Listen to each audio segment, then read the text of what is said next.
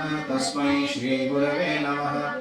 जय श्री कृष्ण चैतन्य प्रभु नित्यानंद श्री अद्वैत गदाधर श्रीवासादि गौर भक्त वृंद। हरे कृष्णा कृष्णा कृष्णा हरे हरे, हरे राम राम राम हरे हरे। हरे कृष्णा। हम पढ़ रहे हैं श्रीमद् भागवतम पहला स्कंध 7वां अध्याय श्लोक संख्या 28। ओम नमो भगवते वासुदेवाय, ओम नमो भगवते वासुदेवाय, ओम नमो भगवते वासुदेवाय। नैह्यस्यन्यतमं किंचित् अस्त्रं प्रत्यवकर्षणं, जैहस्त्रतेज उन्नद्धम् अस्त्रज्ञो ह्यस्त्रतेजसा। हे अर्जुन, भगवान श्री कृष्ण ने कहा, केवल दूसरा ब्रह्मास्त्र ही इस अस्त्र को निरस्त कर सकता है। क्योंकि तुम सैन्य विज्ञान में अत्यंत पटु हो, अतएव अपने अस्त्र की शक्ति से इस अस्त्र के तेज का शमन करो। तो हम क्या पढ़ रहे हैं? अश्वत्थामा द्वारा ब्रह्मास्त्र छोड़ना। और अर्जुन भयभीत होकर भगवान से प्रश्न करते हैं कि ये कौन सा भयंकर तेज आधन का है हमारे सामने। तो कृष्ण उसका जवाब दे रहे हैं। पहले उसका कॉज बता रहे हैं कि क्या कारण है इस तेज का, फिर उसका सोल्यूशन भी बताएंगे अगले श्लोक में। तो अश्वत्थामा को ब्रह्मास्त्र छोड़ना आता था, लेकिन वापस लेना नहीं आता था। और यही कारण है कि कृष्ण ने अर्जुन को कहा कि अभी तुम अपने अस्त्र के तेज से उसको काटो और फिर दोनों को अपने पास वापस ले लो। रूपा जी लिखते हैं तात्पर्य में, ये कितना सूक्ष्म विज्ञान है कि ब्रह्मास्त्र जैसा अस्त्र उसको शमन करना। आजकल जो परमाणु बम बने हैं, वो बम अगर कहीं फेंक दिया जाए फोड़ने के लिए, तो उसके प्रभाव को निरस्त करने का कोई सोल्यूशन या प्रति अस्त्र नहीं है।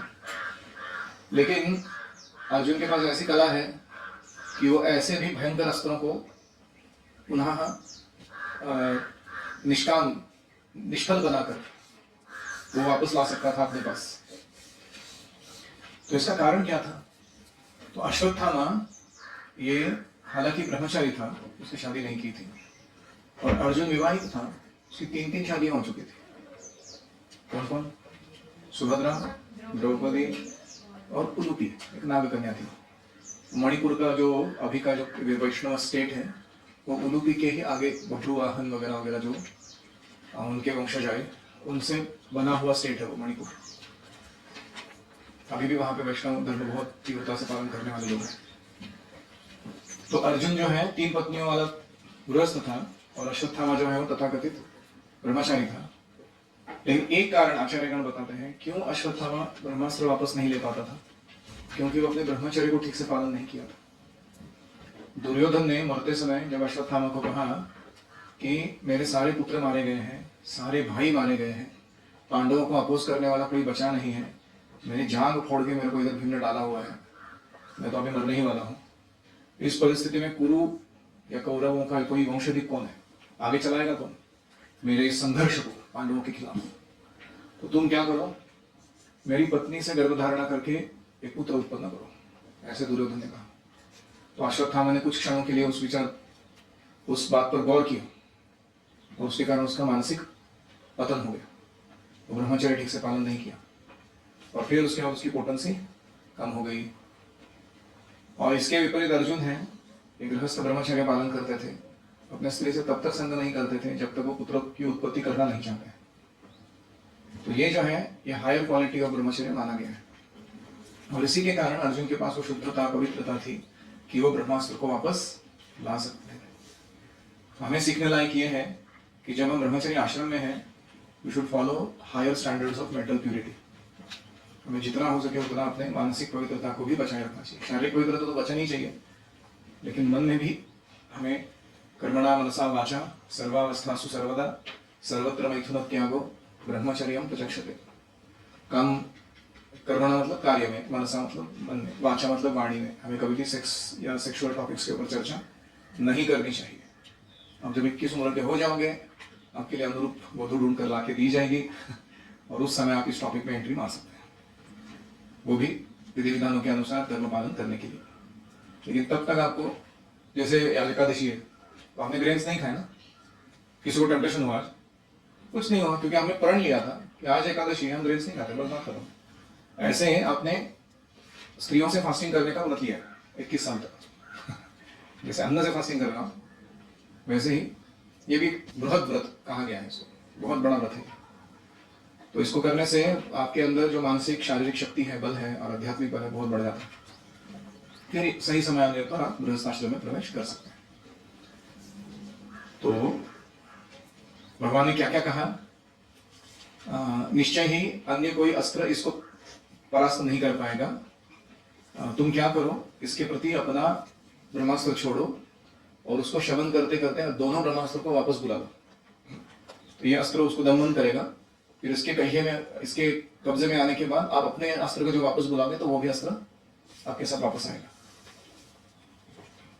और वो कृष्ण अर्जुन को अस्त्रज्ञ कह रहे। अस्त्रज्ञ मतलब बहुत सारे अस्त्र और शस्त्रों का जिसको ज्ञान है। तो हमें भी ये ट्रेनिंग चाहिए गुरुकुलों में। You should all learn how to handle weapons of various kinds. तो we should never misuse them. तो कभी भी उसका दुरुपयोग नहीं करना, लेकिन सारे प्रकार के अस्त्र शस्त्र चलाने आना चाहिए व्यक्ति को। सूत उवाच श्रुत्वा भगवता प्रोक्तं फाल्गुनः परवीरः स्पृष्टापस्तं परिक्रम्य ब्राह्मं ब्राह्मास्त्रं संदधे।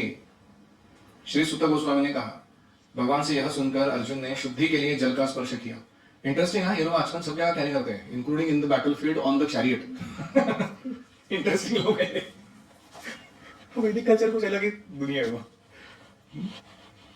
तो भगवान से यह सुनकर अर्जुन ने शुद्धि के लिए जल का स्पर्श किया। ऐसा कभी कभी होता है कि वो आचमन कप नहीं है वहां पे, तो अपना बाण में वो विशेष मंत्र के द्वारा उसको जमीन में मारकर गंगा या कोई पवित्र नदी को वहां प्रकट करा देते थे वो, फिर उस जल को आचमन के लिए उपयोग में लाते थे। तो ऐसा भी टेक्नोलॉजी था उनके पास। तो अर्जुन ने शुद्धि के लिए जल का स्पर्श किया, भगवान श्री कृष्ण की परिक्रमा की और फिर उस अस्त्र को प्रशमित करने के लिए उसने अपना ब्रह्मास्त्र छोड़ा। तो देखो, एक होता है कि शक्ति होना और वो दूसरा होता है कि शक्ति का ना एटिकेट फॉलो करके उपयोग करना। जब हमारे पास शक्ति आ जाती है तो हम आओ देखा ना ताओ अपना हीरोगिरी दिखाने में लग जाता है। बट अर्जुन कितने एटिकेट्स फॉलो करता है, पवित्र होना, आचमन करना, शुद्ध होना, भगवान की परिक्रमा करना, और फिर उसने अपना ब्रह्मास्त्र छोड़ा। जब दोनों ब्रह्मास्त्रों की किरणें मिल गई, संहति अन्योन्यम उभयोस् तेजसी शरसंवृते आवृत्य रोदसी खंच बवृधाते अर्कबन्निवत्। जब दोनों ब्रह्मास्त्रों की किरणें मिल गई तो सूर्य के गोले के समान अग्नि के एक बृहद चक्र ने समस्त बाह्य अंतरिक्ष तथा लोकों के संपूर्ण गगनमंडल को आवृत्त कर लिया।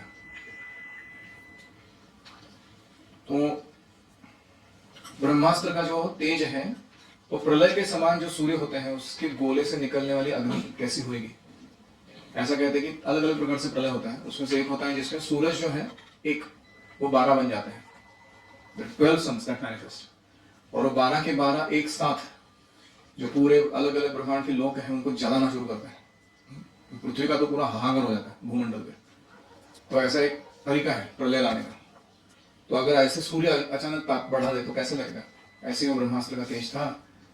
और ब्रह्मास्त्र के सामने हम जो परमाणु शक्ति कहते हैं, एटॉमिक बॉम्ब, वो तुच्छ है, उसका ज्यादा पावर नहीं है। परमाणु बम के विस्फोट से ज्यादा एक ग्रह नष्ट हो जाता है। ब्रह्मास्त्र के द्वारा ब्रह्मांड नष्ट किया जा सकता है। एक ब्रह्मांड नष्ट करने के लिए कितनी शक्ति चाहिए। इसलिए इसकी तुलना प्रलय के समान जो ऊष्मा आती है उससे की गई है। दृष्ट्वास्त्रतेजस्तु तयोस्त्रिल्लोकान् प्रदहन् महत् दह्यमाना प्रजा सर्वा सांवर्तकमंसता। उन अस्त्रों की सम्मिलित अग्नि से तीनों लोगों के सारे लोग जल भून गए। सभी लोगों को उस सांवर्तक अग्नि का स्मरण हुआ है जो प्रलय के समय लगती है। तो दोनों ब्रह्मास्त्र एक दूसरे से टकराए आकाश में, तो उन दोनों की एकत्र तेज जो थी वो और भी भयंकर हो गई और सब लोग जल भूनने लगे। कभी कभी आप मखाने ज्यादा ही पॉट कर रहा हूँ, ज्यादा काला पड़ जाता है अचानक डालने पर उसको, ऐसे ही व्यक्ति अगर इनके बीच में आ जाए ब्रह्मास्त्रों के, तो इसलिए यहां एक और बात कही गई है कि तीनों लोगों के सारे लोग, इसका अर्थ है लायक है कि अन्य ग्रहों पर जीवन है। ऐसा नहीं कि केवल पृथ्वी पर जीवन है। जितने भी ग्रह हैं इस पूरे ब्रह्मांड में, कोई भी ग्रह जीवों से रहित नहीं है। यानी इसलिए यहां कहा गया है कि समस्त वासी जो है उन लोगों के, वो इस प्रखर उष्मा को अनुभव कर रहे हैं, ना केवल पृथ्वी के लोग। प्रजोपद्रवमालक्ष्य लोकव्यतिकरं क्षतं मतं च वासुदेवस्य संजहारार्जुनोद्वयम्। इस प्रकार जन सामान्य में फैली हड़बड़ी एवं ग्रहों के आसन्न विनाश को देखकर अर्जुन ने भगवान श्री कृष्ण की इच्छा अनुसार तुरंत ही दोनों अस्त्रों का निवारण कर दिया। तो प्रजा उपद्रवम आलक्ष्य, प्रजा को जो उपद्रव हो रहा है वो देखकर, और लोक व्यतिकरम च, व्यतिकरम मतलब विनाश हो जाना किसी चीज का, लोगों का विनाश हो सकता है ये जानकर, और मतम च वासुदेवस्य, कृष्ण का मत क्या है कि दोनों को रिट्रैक्ट करना है, ये जानकर संजहारत, अर्जुन ने वो दोनों अस्त्रों को वापस बुला लिया, शमन किया, निवारण किया।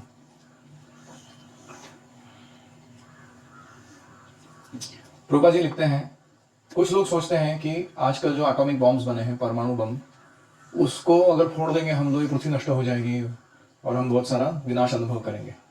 इसको लोग क्या कहते हैं कभी कभी, अपोकैलिप्स एक शब्द है उसके लिए, कि मानो के दो कोई देशों में युद्ध हो गया है, उन्होंने ऐसे ही भनक में सन की बनकर अपने परमाणु बम एक दूसरे पर छोड़ दिए हैं, या खड्डे में तुम भी मर जाओ, वहां भी मर जाता है, और फिर वो इतने परमाणु बम गिर रहे हैं सब अलग अलग जगह पर कि उसके कारण पृथ्वी का सारा जीव सृष्टि विनष्ट होने के कगार पर है। तो ऐसा होगा तो क्या होगा, ऐसा सुना आपने कभी लोग बोलते हैं? तो प्रभुपाद जी कहते हैं, पहला तो बात है कि परमाणु ऊर्जा जो है ये संसार का विनाश करने के लिए पर्याप्त नहीं है, सशक्त नहीं है। और दूसरा, ये सब चीजें परमेश्वर की इच्छा पर नियंत्रित है। मया अध्यक्षेण प्रकृति सूयते सचराचर। अगर कृष्ण स्वीकृति नहीं देते हैं, इच्छा नहीं करते हैं, तो उनके बिना कोई कुछ बिगाड़ नहीं सकता इस यूनिवर्स का। ऐसा सोचना भी मूर्खता है कि हम ऐसा कुछ कर देंगे जिससे प्रकृति विनष्ट हो जाएगी। क्यों? क्योंकि प्रकृति के नियम अंततोगत्वा सबसे ज्यादा शक्तिशाली है, हमारे साइंटिफिक योजनाओं से भी कई गुना ज्यादा शक्तिशाली। और इसलिए ये नियम जो भगवान के निर्देश अनुसार कार्य करते हैं, उनको कोई परास्त नहीं कर सकता। इस संसार का संहार भगवान की इच्छा से हो सकता है, छोटे मोटे राजाओं के या राजनेताओं के सनक से नहीं हो सकता। तो जैसे अर्जुन को कृष्ण कह रहे हैं कि ये दोनों अस्त्रों को निवारण कर लो, ऐसे ही अगर कोई संखी लोग अपने एक दूसरे के ऊपर परमाणु बम भी मार दे, तो भगवान के ऐसे बहुत सारे सर्वशक्तिमान दूत हैं इस ब्रह्मांड में बैठे हुए, जो भगवान की इच्छा को जान के उनका निवारण कर सकते हैं। ऐसे प्रभुपाद जी कह रहे हैं। जैसे फॉर एग्जाम्पल हनुमान बैठे हुए हैं, कहाँ पे? किम पुरुष लोक में। तो उनका क्या स्पेशलिटी क्या है उनका? आपन तेज समारोह आप वो बोल रहे हैं ना कि इतना पावर है हनुमान जी के अंदर, वो कौन उसको मैनेज करेगा, वो खुद ही कर सकते हो। तो हनुमान जी को वर है कि उनके ऊपर ब्रह्मास्त्र काम नहीं करता, फॉर एग्जाम्पल। तो परमाणु बम की क्या कथा? तो इसलिए यह बातें जो है कि वैसा हो जाएगा, वैसा हो जाएगा, सब नष्ट हो जाएगा, तो इसलिए चलो भोग कर लेते हैं अभी तुरंत। एंड रिजल्ट ना भौतिक लोगों को यहीं तक आता है। अचानक हम मरने वाले हैं, कुछ तो बहुत बुरा होने वाला है, तो वो सब होने से पहले ना भी भोग कर लेते हैं। जैसे चूहा सोचता है ना कोई अपने बिल के बारे में, एग्जैक्टली दैट मेंटालिटी भी है। वो ये नहीं सोचते कि कभी भी मृत्यु आ सकती है, चलो भगवत भक्ति कर लेते हैं। तत आसाद्य तरसा दारुणं गौतमी सुतम बबंधामर्षताम राक्षः पशुम रशनया यथा। तांबे के दो लाल तप्त गोदों के समान क्रोध से प्रज्वलित आंखें करके अर्जुन ने अत्यंत दक्षता पूर्वक गौतमी के पुत्र को बंदी बना लिया और उसे रस्सियों से पशु की तरह बांध लिया। तो अश्वत्थामा की माता का नाम क्या है? कृपी। कृपाचार्य की बहन थी वो, बेटी बहन थी, और कृपा एंड कृपी। और उनका जन्म गौतम ऋषि के कुल में हुआ था, इसलिए उनका दूसरा नाम था गौतमी, गौतम ऋषि। तो जो अपना धर्म का पालन बराबर से नहीं करता है, क्षत्रिय उसको कौन सा दंड देते हैं? उसे पशु के जैसा बांध देते हो। उसको पूरा सबड्यू करते हैं पहले, and he is tied like an animal after that. So Ashwatthama को पकड़कर अर्जुन ने, अपना ही गुरुकुलीय फ्रेंड है उनका, वो ऐसे बांध दिया मानो किसी पशु को रस्सी से बांध देते हैं. तो श्रीधर स्वामी कहते हैं कि अर्जुन ने अपना धर्म पालन करने के लिए इस धर्म न पालन करने वाले व्यक्ति को, ब्राह्मण पुत्र को, पशु जैसा बांध दिया. तो कोई कहेगा अरे ब्राह्मणों के साथ क्षत्रिय ऐसा व्यवहार कर सकता है क्या? ब्राह्मण ब्राह्मण होता है, क्षत्रिय क्षत्रिय होता है. तो प्रभुपाद जी लिखते हैं कि श्री कृष्ण का कथन भी यही था कि इसको ऐसा ट्रीट करो. तो इसलिए अर्जुन जो कर रहे हैं वो बोनाफाइड है, नो प्रॉब्लम. अश्वत्थामा द्रोणाचार्य तथा कुरुपी का वैध पुत्र तो था, परंतु उसने अपने जीवन को पतित बना लिया था. अतएव उसकी तुलना ब्राह्मणों से नहीं की जा सकती. वो पशुतुल्य व्यवहार के ही उचित था. तो कभी कभी हम देखते हैं कि हमारे ही गुरुजन जो है हमको बहुत ऊंचा पदवी देते हैं, उपनयन कराते हैं, वेद मंत्र सिखाते हैं, ये करो वो करो, बहुत सारा फैसिलिटी देते हैं. और अगर कोई फॉलो नहीं करता तो उसका सब अधिकार या बल या तेज उसको भी छीन लेते हैं, उसे नहीं चलेगा. तो ये जो है ये जरूरी है. वरना वैदिक समाज में क्या हो रहा है आजकल, कोई सो कॉल्ड ब्राह्मण जो है, ब्राह्मण तक कोई नियम पालन तो करता नहीं है, लेकिन ऐसे ही समाज में अपना उच्च स्थिति बनाने के लिए, दूसरों का शोषण करने के लिए, पोस्ट पोजीशन प्राप्त करने के लिए दुरुपयोग करता है अपने जन्म का. और इसी के कारण लोग व्यथित हैं, असंतुष्ट हैं, क्रोध में हैं. तो पुराने जमाने में वैदिक समाज में ये सब नहीं चलता था. जो अपना धर्म पालन नहीं करता उसको क्षत्रिय, ब्राह्मण, वैश्य ऐसे बनने का अधिकार ही नहीं दिया जाता. उसका आउटकास्ट माना जाता था, समाज के बाहर निष्कासित करके कहीं जंगल में भेज दिया जाता. बोलते वहां जाकर हो तुम, सिविलाइज लाइफ में रहने के लायक नहीं हो तुम. जैसे हमारे यहाँ नियम है ना, बिल्डिंग के अंदर रहना है तो यहाँ के कानून पालन करने हैं, गुरुकुल के. नहीं पालन करने, तुमको अपनी मनमानी करनी है, कुत्ते जी रहना है यहाँ रोड पे बाहर गुरुकुल के, वहां जाके रहो तुम उनके साथ. दिस इज एक्चुअली करेक्ट, बहुत सही है ये व्यवहार. शिबिराय निशंतम रज्वा बद्ध्वा रिपुं बलात् प्राहार्जुनम प्रकुपितो भगवान अम्बुजेक्षणः. अश्वत्थामा को बांध लेने के बाद अर्जुन उसे अपने सेना की पड़ाव की ओर ले जाना चाह रहा था.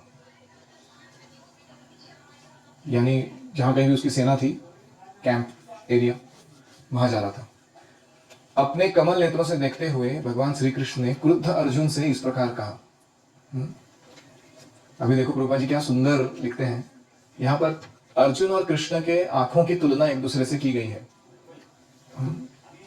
प्राहार्जुनम प्रकुपितो, इसके पहले उसका वर्णन क्या आया था कि ताम्राक्षः, अर्जुन की आंखें कैसे दिख रही थी? तांबे के समान लाल लाल, क्रोध के कारण. और कृष्ण की आंखों का वर्णन क्या आ रहा है? भगवान अम्बुजेक्षणः. सात्विक, किससे की गई है तुलना? अम्बुजेक्षणः, लोटस आइज. यानी अर्जुन ये क्रिमिनल को पकड़ के उसको दंड देने के लिए क्षत्रिय मोड में आ गया, अभी पूरा क्रुद्ध होकर अभी दंड देने वाला है. और वही भगवान जो वही क्राइम को देखते हुए या उसी क्रिमिनल के सामने खड़े हैं, वो अभी भी उनकी आंखें वैसी की वैसी है. उसमें कोई उनके चित्त में क्षोभ नहीं या कोई भी क्रुद्धता नहीं. तो इसलिए हम देखते हैं कि अर्जुन तथा भगवान के क्रुद्ध रूप एक जैसे नहीं है. भगवान दिव्य है, हमेशा अपनी दिव्य स्थिति में बने रहते हैं, किसी भी अवस्था में पूर्ण है.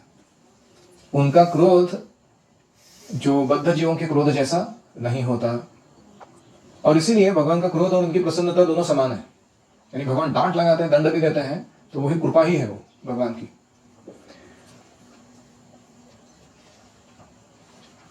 तो भगवान अगर क्रुद्ध भी होता है किसी के ऊपर, तो जो व्यक्ति जिसके ऊपर क्रोध किया गया वो धन्य हो जाता है. जैसे हिरण्यकशिपु पर नरसिंह भगवान ने कितना क्रोध किया. किसी के शरीर को उठाकर अपने मांडी पर रखना, उसका पेट फाड़ के उसका आंतड़ी निकाल के अपने बॉडी पर डालना, मतलब क्रोध का हाइट है ना. लेकिन हिरण्यकशिपु का एंड रिजल्ट क्या था? वो भगवत धाम चले गए. तो दिस इज कॉल्ड धन्य हो जाना. भगवान सभी परिस्थितियों में अपरिवर्तित रहते हैं, no transformation in his personality. मैनम पार्थार्हसि त्रातुम ब्रह्मबंधुम इमं जहि योसावनागसः सुप्तान अवघिन शिबालकान. भगवान श्री कृष्ण ने कहा, हे अर्जुन, इस ब्रह्मबंधु को छोड़कर तुम दया मत दिखलाओ. मतलब इसको छोड़ना मत अभी, कि ये सोचना कि अरे ये मेरे गुरु का पुत्र है और ये ब्राह्मण है. ये सब सोच के इसको छोड़ नहीं देना, दया मत दिखाना, क्योंकि इसने सोते हुए निर्दोष बालकों का वध किया है। उनका कोई दोष नहीं था उन बालकों का, उन्होंने इसका कोई अपराध नहीं किया था अश्वत्थामा का, और ऐसे नींद में मारा उसने। ये कौन सा धर्म है? क्षत्रिय धर्म का कौन सा नियम पालन किया इसने? इसलिए इस श्लोक में शब्द आता है ब्रह्म बंधुम एवं जही, इस ब्रह्म बंधु को मार डालो। जो व्यक्ति ब्राह्मण कुल में जन्म लेता है लेकिन ब्राह्मण कहने की योग्यता नहीं रखता है, उसे ब्रह्म बंधु कहा जाता है। जैसे उच्च न्यायालय का न्यायाधीश का पुत्र जो है, सुप्रीम कोर्ट के हाईएस्ट जो जज है उसका बेटा है, लेकिन उसको तब तक न्यायाधीश नहीं माना जाता जब तक वो सारा डिग्री, वो एजुकेशन पूरा करके, पास करके, अपना परीक्षा देके अपना कैलिबर स्थापित नहीं करता। तो उसको ऐसा नहीं कि वो ये सुप्रीम कोर्ट के जज का बेटा है इसलिए उसको सुप्रीम कोर्ट का जज बना जाएगा, जरूरी नहीं है। तो इसी प्रकार जन्म के आधार पर कोई ब्राह्मण नहीं होता, उसे ब्राह्मण की आवश्यक योग्यताएं प्राप्त करनी होगी। शास्त्रों का आदेश है कि ब्राह्मण से इतर कुल में उत्पन्न हुए पुरुष में अगर ब्राह्मण के सद्गुण पाए जाते हैं उसे ब्राह्मण स्वीकार करना होगा। तो ये कृष्ण जो समस्त वेदों के प्रमाण हैं स्वयं, वो खुद बोल रहे इसको मारो, ब्रह्मबंधु को मारो। तो आप में से कितने लोग ब्राह्मण परिवार में जन्म लिए? 2, 3, 4, ठीक है। कितने लोग क्षत्रिय परिवार में जन्म लिए? पता है आपको क्यों क्षत्रिय बैकग्राउंड? रियली? 8। कितने लोग वैश्य परिवार में जन्म लिए? Business class? नहीं पता तो जाके पूछ के आना, ठीक है। कितने लोग शूद्र परिवार में जन्म लिए? हाथ खड़ा करो। कितने लोगों को पता ही नहीं मैंने कौन से परिवार में जन्म लिया है? इसको कहते हैं केओस ऑफ कलियुग। जिनको लग रहा है वो इस परिवार में जन्म ले, वो भी एक्यूरेट नहीं है, क्योंकि वो ब्राह्मण जैसा या क्षत्रिय जैसा परफेक्ट अभी तक व्यवहार नहीं कर पा रहे। और जिनको पता नहीं है वो तो कल्याणी है उसका, क्योंकि उसको अपने जीन्स नहीं पता, ना हेरिडिटरी पता है, ना एनवायरमेंट पता है, ना नर्चर पता है, ना नेचर पता है खुद का। कहाँ जाएंगे ऐसे लोग? तो हो सकता है कि जो लोग शूद्र या शूद्रेतर थे उनमें से किसी में ब्राह्मण के गुण हो तो गुरुकुल उसको प्रशिक्षण देके अच्छा ब्राह्मण बनने में मदद करेगा। और हो सकता है कि कोई सोकॉल्ड ब्राह्मण परिवार में जन्म लिया हो लेकिन शूद्र से भी बदतर व्यवहार करता हो, तो उसको पोस्ट पोजिशन, हायरार्किकल अथॉरिटी कुछ नहीं मिलेगा। So this is called equality. जिसकी बात हम करते हैं ना, संविधान के अनुसार सबको इक्वल ट्रीटमेंट मिलना चाहिए, ये है। ये नहीं कि जाति के नाम पे आरक्षण दे दो किसी को, इसको इक्वालिटी नहीं कहते, गुणवत्ता के आधार पर दो। और अगर तुमको क्राइटेरिया डालना ही है, फाइनेंशियल कंडीशन का क्राइटेरिया डालो, किसका फाइनेंशियल अर्निंग क्या है, कितना प्रिविलेज हो, उस हिसाब पे डालो ज्यादा से ज्यादा। तो इसलिए भगवान श्री कृष्ण स्वयं ये सारी बातें कह रहे हैं कि don't think just because you are born in Brahmin family, you are a Brahmin, and don't think that because I am born in such a low family I can not get elevated. ऐसा भी नहीं है। मत्तम प्रमत्तम उन्मत्तम सुप्तम बालम स्त्रियम जड़म प्रपन्नम विरथम भीतम नरिपुम हंति धर्मविद। क्या श्लोक है ये? जो धर्मविद यानी धर्म को जानने वाला व्यक्ति है वो क्या नहीं करता? वह ऐसे शत्रु का वध नहीं करता जो असावधान है, मत्तम लापरवाह है, प्रमत्तम उसने नशा किया हुआ है, नशे में पागल हो गया हो। प्रमत्तम मतलब नशे में रहने वाला। उन्मत्तम मतलब वो मेंटली कुछ तो फॉल्ट हो गया उसका, शॉर्ट सर्किट अंदर, और वो पागल जैसा व्यवहार कर रहा है अभी। ऐसे व्यक्ति को वो मारता नहीं है धर्मविद। मत्तम प्रमत्तम उन्मत्तम। फिर सुप्तम यानी सोया हुआ। तो अश्वत्थामा ने किसको मारा था? सोते हुए लोगों को मारा। फिर दूसरा है भीतम मतलब जो डरा हुआ है बहुत ज्यादा। जैसे कल ही जब परीक्षित महाराज ने तलवार निकाला उसका सर काटने के लिए, तो सही में भयभीत हो गया, उसको समझ में आ गया मेरा अंतकाल आ गया अभी, और उसने उनका शरण लिया। तो ऐसे लोगों को मारा नहीं जाता जो डर गए हैं। फिर रथ विहीन विरथम, इसका रथ नहीं है, उसको भी नहीं मारा जाता। और न ही वह किसी बालक, स्त्री, मूर्ख प्राणी अथवा शरणागत जीव का वध करता है। तो इसमें कौन कौन आता है? बालम, स्त्रियम, जड़म और प्रपन्नम।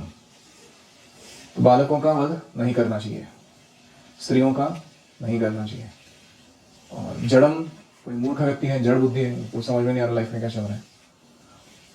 और प्रपन्नम यानी जो शरणागत आया हुआ है तुम्हारे प्रति, इनका तुम वध नहीं करते। यह हमारा कल्चर है, खास करके क्षत्रियों का कल्चर है। और एक शरणागत जीव जो होते हैं, जैसे गाय है, या आजकल हम देखते हैं कि बहुत सारे ऐसे धर्म हैं वो सिखाते हैं कि तुम्हारे पास जो भी बकरा या कोई भी जीव है उसको तुम खिलाओ पिलाओ, मोटा तगड़ा होना, फिर मांस खाने के लिए उसको काटो और खाओ। तो ऐसे जो लोग कर रहे हैं, जो शरणागत जीव को पाल पोस इसलिए रहे हैं, ये चिकन पोल्ट्री फार्म्स और ये बहुत सारे ऐसे काम करने वाले लोग, इनका भविष्य बहुत अंधकार में है। बहुत डेंजरस काम चल रहे हैं।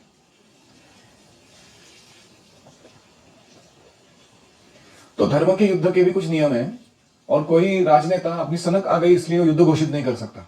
वैदिक समाज में आता माजी सटक ली, अभी चलो युद्ध करते किसी के साथ, ऐसे वो राज कितना भी बड़ा राजा क्यों ना हो, ऐसा नहीं कर सकता। तो धर्म के अनुसार ही उसको युद्ध करना होगा। तो इसलिए युद्ध जो होते थे वो पापों से रहित होते थे, धार्मिक नियमों के आधार पर लड़े जाते थे। और ऐसे धर्म के आधार पर जो हिंसा की जाती थी उसे अहिंसा माना जाता था। इंटरेस्टिंग। जैसे आपके शरीर में अगर गैंग्रीन हो गया, कोई भाग सड़ने लगा आपका हाथ का पोषण, थंब या कुछ, तो डॉक्टर क्या करते हैं, उसको सही टाइम पे काट देते हैं और उसको सड़े हुए पार्ट को निकाल देते हैं, नहीं तो पूरा शरीर धीरे धीरे सड़ता जाएगा। तो उन्होंने आपके साथ हिंसा की कि अहिंसा की? अहिंसा बचाया तुम्हारे शरीर को। अगर वो ऐसा नहीं करते थे, उस पार्ट को हटा नहीं देते थे, सारा शरीर सड़ जाता था। तो इसलिए ये सारे तत्व जानना जरूरी है। स्वप्राणान् यः परप्राणे प्रपुष्णुत्य घृणः खदः तद्वधस्तस्य हि श्रेयो यद्दोषाद्याप्यधः पुमान्। ऐसा क्रूर तथा दुष्ट व्यक्ति जो दूसरों के प्राणों की बलि पर पलता है, उसका वध किया जाना उसके लिए हितकर है, अन्यथा अपने ही कर्मों से उसकी अधोगति होती है। बहुत इंपॉर्टेंट श्लोक है, कल देखते हैं। एनी कमेंट्स और क्वेश्चंस?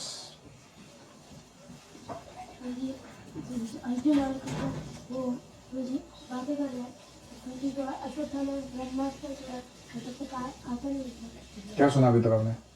अर्जुन ने दोनों ब्रह्मास्त्र वापस ले लिए, अपने पॉकेट में डाल दिए, अभी उसके बाद चर्चा चल रहा है।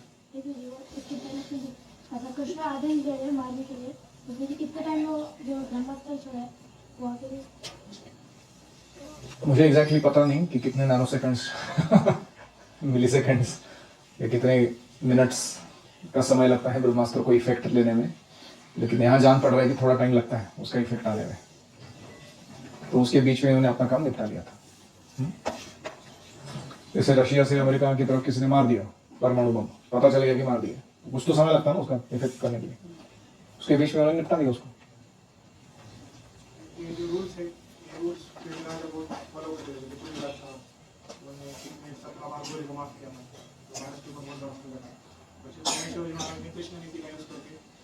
ऐसे माफ नहीं किया किसी को, सही है।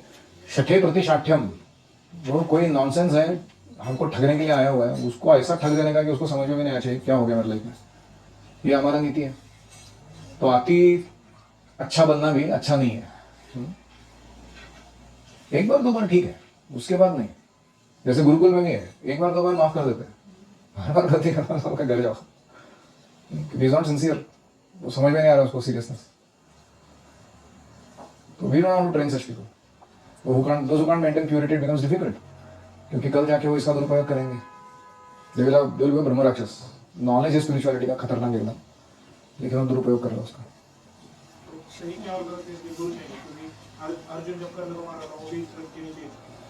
कृष्ण ने बोला मार तो मार दिया, काम खत्म। कर्ण विरथ था, लेकिन कर्ण की विरथता जो है वो कृष्ण, बहुत अच्छा संवाद है वो, कभी महाभारत में पढ़ना आप। कृष्ण कारण देता है, वो कर्ण ही यही आर्ग्यूमेंट उठाता है, अर्जुन को बोलता है कि मैं अभी विरत हूं, मेरे पास अस्त्र शस्त्र नहीं है, इस परिस्थिति में तुम मेरे को मार नहीं सकते, तुम क्षत्रिय धर्म का पालन करो। बहुत सारा भाषण देता है वो। तो कृष्ण क्या कहते हैं, बहुत लॉजिकल आर्ग्यूमेंट्स देते हैं वो। पहले तो उसका धर्म निकालते हो, कर्ण तो बहुत धर्म की बात कर रहा है। उस समय तेरा धर्म कहाँ था जब द्रौपदी को व्यवस्थित किया जा रहा था? तो क्षत्रिय है ना, स्त्री के साथ कैसा कोई यहाँ व्यवहार करता है तो उसका अनुमोदन दे दे। उस समय तुम्हारा धर्म क्या है? तो तुम्हारा फ्रेंड प्लानिंग कर रहा था इनको लाक्षागृह में जला के मारने का, तब क्षत्रिय धर्म का हिजड़े के जैसे बैठे थे तुम, बोल नहीं सकते थे, युद्ध भूमि में बोला उधर मार के दिखाता हूं मैं, ये क्या नाटक है किसी को घर में जला के मारने का। तो ऐसे बहुत सारा धर्म निकालते उसका पहले भगवान। फिर वो दिखाते हैं कर्ण को कि उसके जो तथाकथित अभी तक धारण किए हुए क्या कहेंगे राजसी ठाट या चिन्ह या प्रवृत्तियां हैं, वो कैसे उसने एक लूप होल ढूंढ के, सिस्टम का लूप होल ढूंढ के किया हुआ काम है, वो दिखाते हैं। इट्स नॉट वैलिड, क्योंकि उसे किसी भी गुरु का, किसी भी आध्यात्मिक पर्सनालिटी का सपोर्ट नहीं था अपना क्षत्रियत्व जताने के लिए। Nobody gave him permission. Duryodhan is not authority ना to call somebody like this. और तीसरा कृष्ण कहते हैं कि those who behave in this way, क्षत्र बंधु या जहां भी पशु की तुलना की गई, ऐसे बंधु जो बन जाते हैं not following their own dharma, they are to be treated like animals. बोले अर्जुन मार इसको, is no less than an animal. तो विरत होना ये एक